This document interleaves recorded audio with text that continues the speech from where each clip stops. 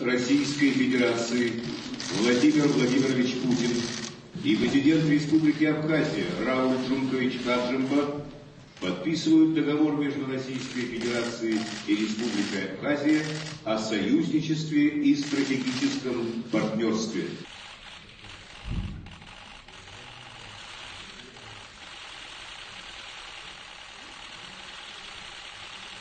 Только что подписанный договор о союзничестве и стратегическом партнерстве между Россией и Абхазией отражает достигнутый нами высокий уровень межгосударственных отношений.